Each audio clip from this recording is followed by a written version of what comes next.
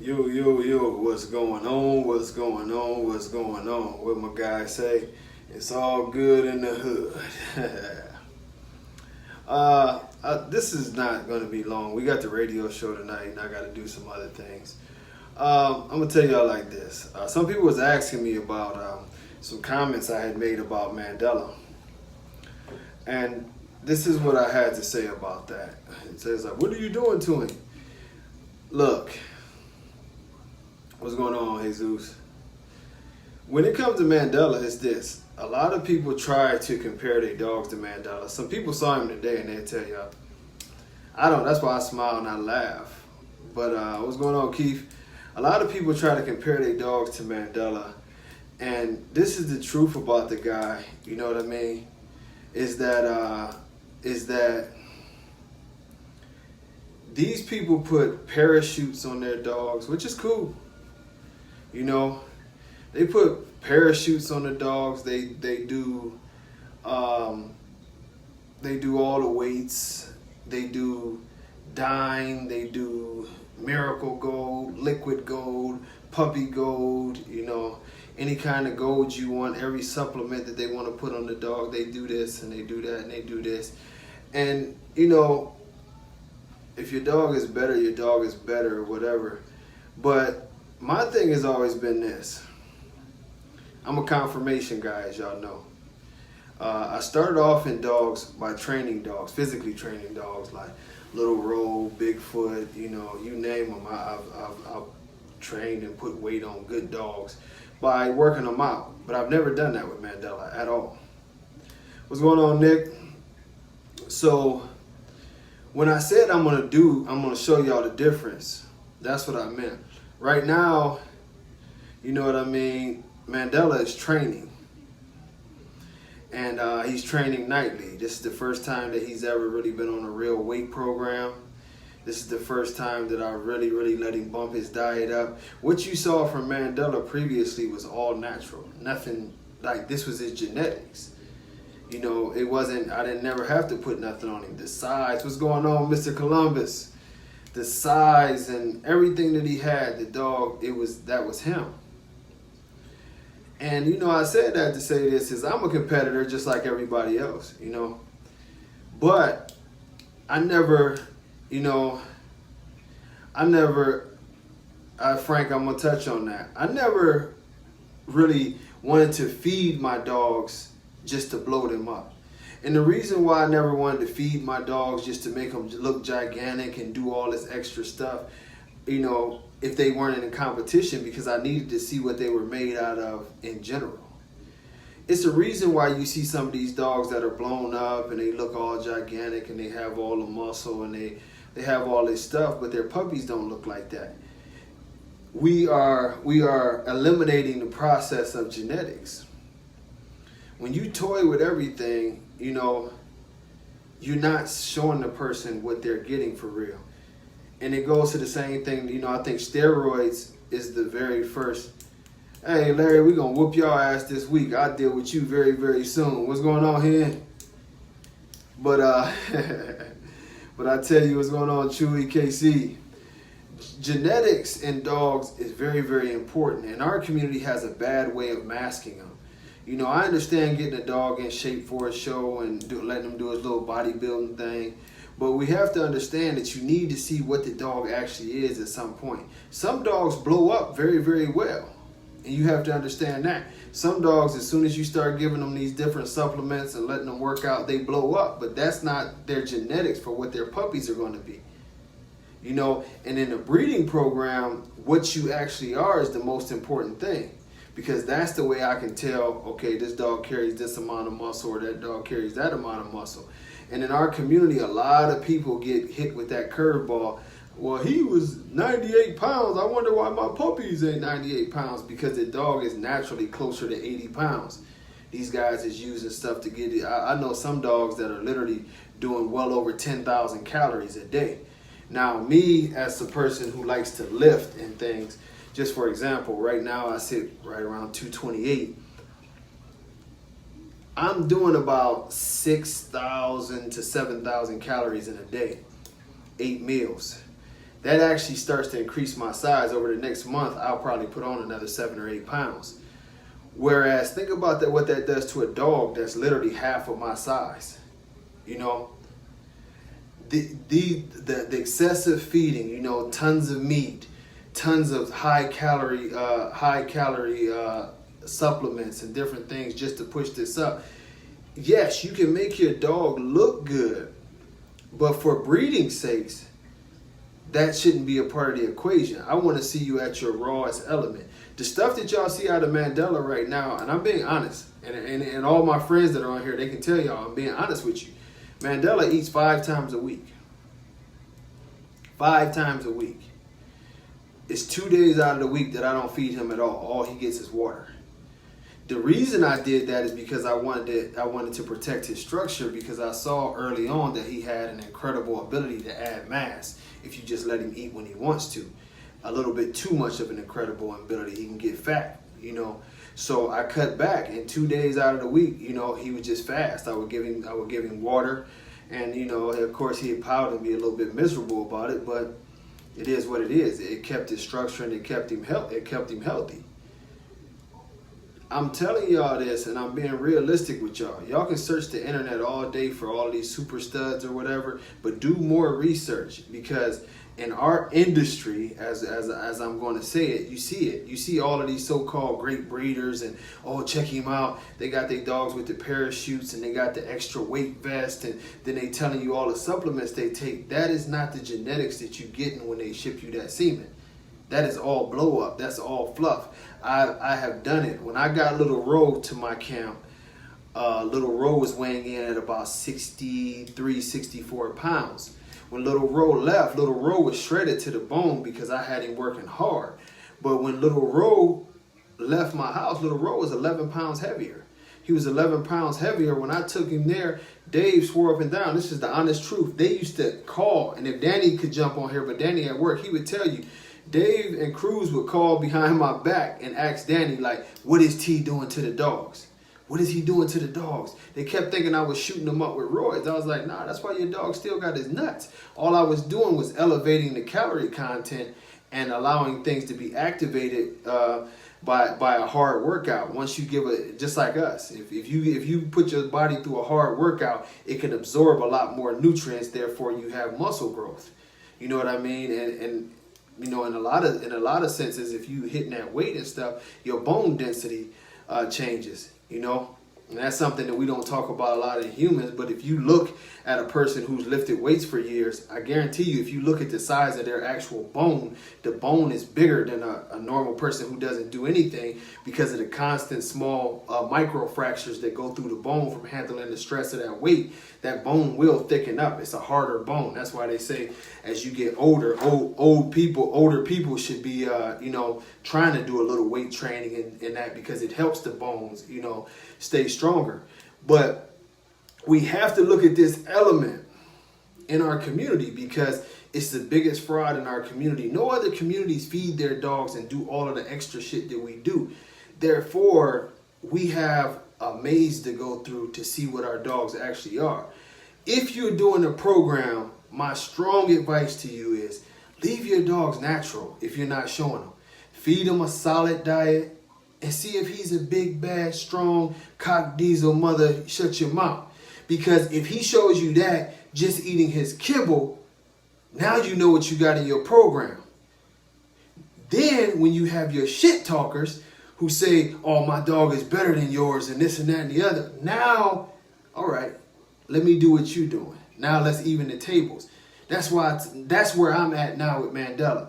What you've always seen from this dog, when he got up to 110 pounds or whatever, that's just him. That's just him eating. That was me giving him more food. And what I'm telling people now, and the people who've seen him today, he's changed a lot in the last 2 weeks. Because now every night, he's got 16 to 20 pounds on his back doing a half a mile. Then I strip that off of him and we go hit another 1.5 miles and get that work in. Then I come home and I got 3 bowls of Victor out there, and every now and then a little bit of chicken, and he gets to eat all night. I just leave him out and he lets him eat all night, and you can see the difference. The guys who was here today, they was wowing for about a half hour. Like, he looks a lot different. His shoulders is popping out. His rear is starting to be striated.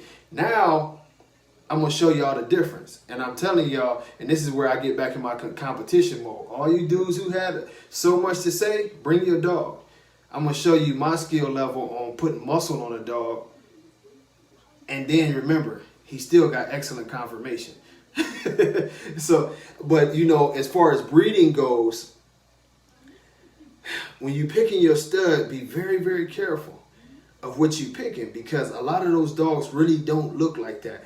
And I'm not trying to be negative, I'm being real. Like I told y'all, it's no more arguing or debating. Hey, Andrea, love you. It's not about arguing with anybody. This is about real. Genetics are real, you know. If you cloud the genetics with all of these different supplements and all these different routines, if you cloud that stuff up, you can never have a solid breeding program, because you don't know what you're getting in this program. What's going on, Bobo? You know, and I mean, you look at Bobo's yard, that's genetics at its best. Everybody looks the same. You know what I mean? Oh, yeah, you know, Mandela's nuts ain't going nowhere. Them babies were going hanging to the floor. But you need to see these things. People wonder why you had these gaps in there. So many people have been got, as I say, by these workout dogs. You know, if you've ever seen a weight pool, like a weight pool dog, man, they get cock diesel over the years of working out. But that don't mean they puppies gonna come out looking like them. It's an element, you know, that has to be there. If you look at my son, you know, my son is thinner, very strong, but he's thinner. That's because my genetics probably aren't to be 230 pounds. I've been lifting weights for 20 plus years now. I started lifting weights literally when I was, 12? So we gonna look a little different, you know? But as we do it, you know what I mean? The heights are on the website. I know that the cutoff for the pocket is still in the 16s. The cutoff for the XL, I do believe, is still right there at 20. But you know, we just have to, damn, Andrea, we just have to stick to the script, man, and make this more simple. Our community is all about cheating, and I'm not insulting you if you buy supplements or whatever. Shit, who am I to talk about that? You know, if your dog is under 17, you got a pocket there. Well, if it fits the everything else, but under 17. But when it comes down to it, you know, the supplements and all of those different things, man, it clouds the vision of what the dogs actually are, and it's going to make your program harder to judge. And also, before I jump off here, I'm going to tell y'all, y'all all heard me say this before, and I always have to emphasize this. We actually had a veterinarian come out to the last show, and she emphasized this. Keep your puppies at a lighter weight. Keep your puppies at a lighter weight. It is a reason that if you look at large breed puppy food, it's got less of everything than the other foods.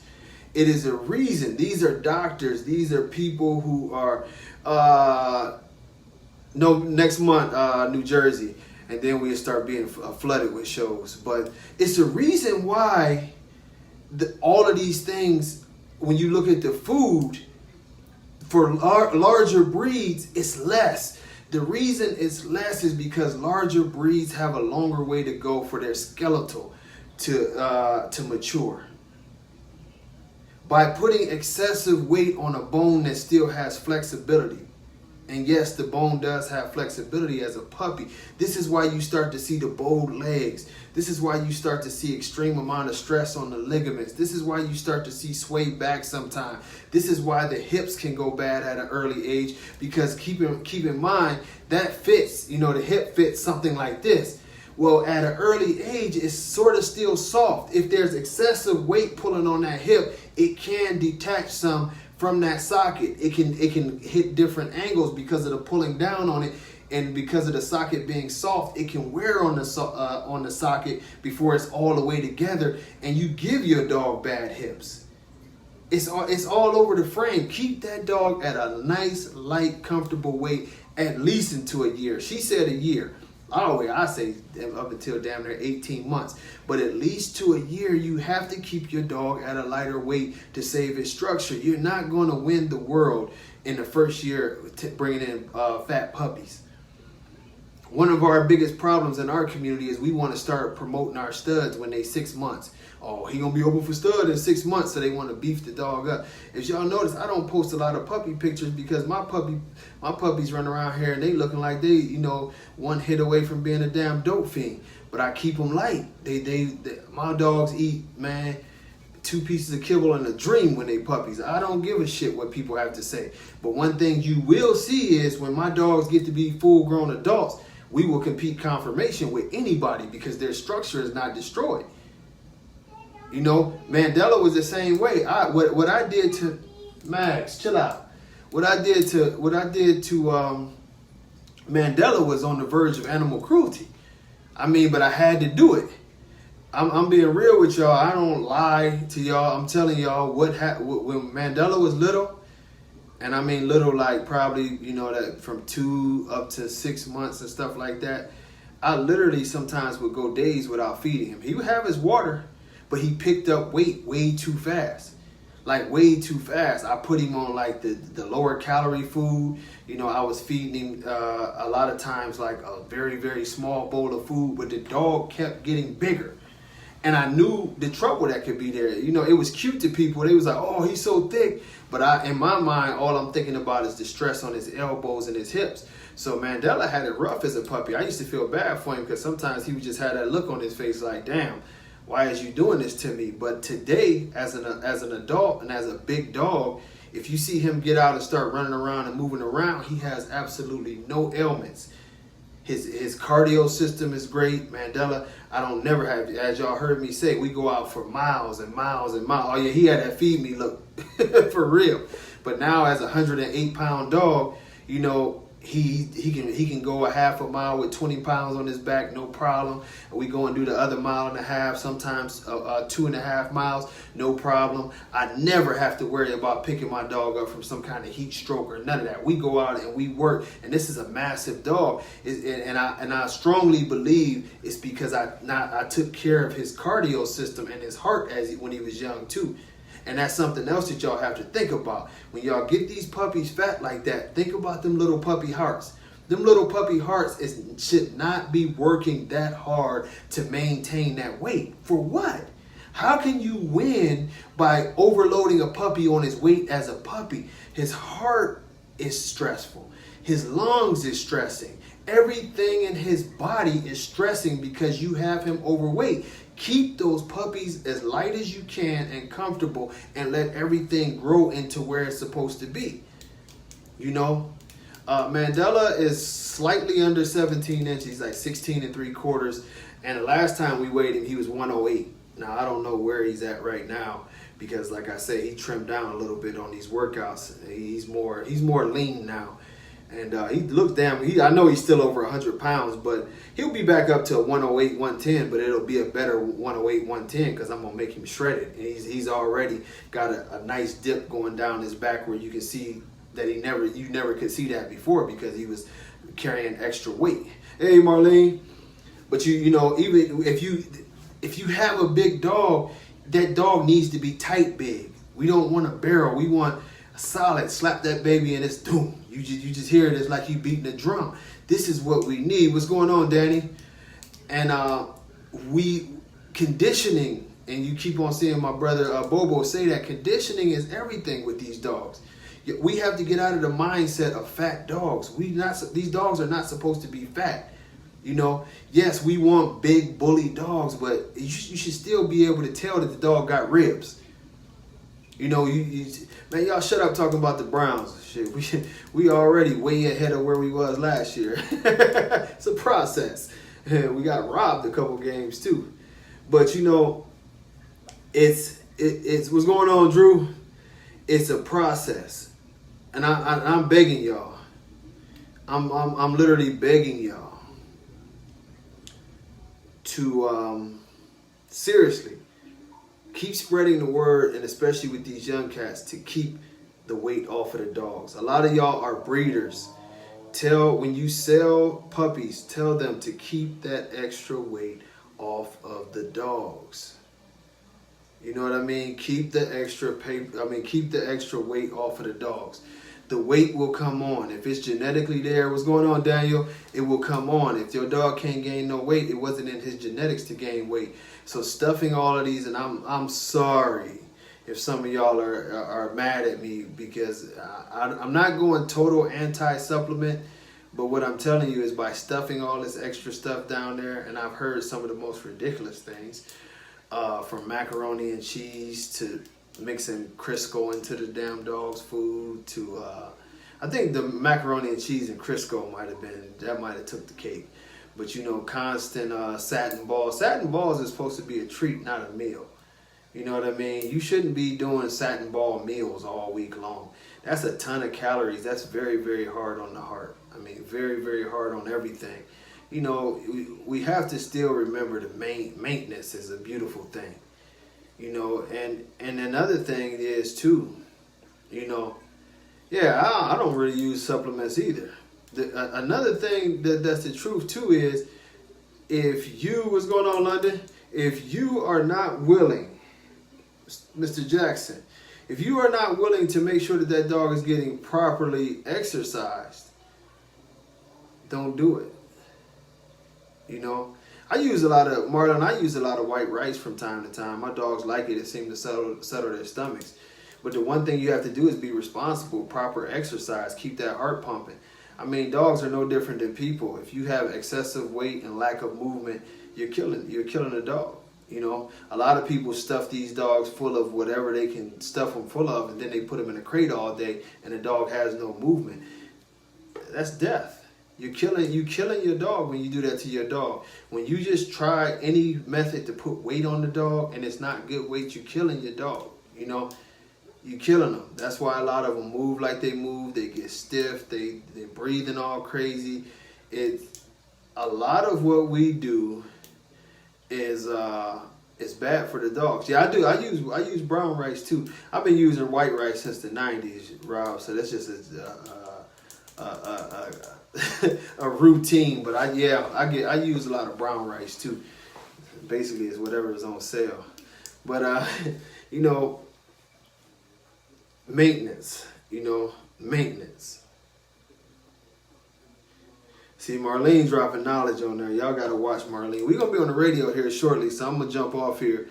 Yeah, we'll be on the radio in about an hour. So man, y'all go with these methods. Don't nobody say put no Crisco in this food or we gonna have a problem. But yeah, y'all tune in the radio show tonight, man. I put up the ad, y'all share it. Please do me that favor, share it to your page. I'll probably tag a bunch of y'all. But hey, let's get this thing rolling. The healthy dog movement is in full effect. The only way that our community can last is if we start getting these dogs to where they need to be health-wise. So this is not about me, it's about us and getting it together. Christopher James, man, you get your ass off of this thing, man. Don't y'all pay no attention to Christopher James, man. But hey, let's get it in tonight, y'all, man. God bless all y'all and y'all. I'm not messing with Christopher James. Pork grease in there. Hey, you laughing. There's a lot of people that's doing them. But, you know, God bless all y'all, man. I ain't messing with you, bully. We, you know, just like everybody got problems and little things that's going on. Hopefully life is going good for y'all, man. I don't never like to jump off here without saying it. You know, God bless all of y'all and y'all families, and spread a little love out here, man, because it's a hateful ass world. But I will talk to y'all on the radio tonight. Much love. Coconut oil is a good thing. Peace.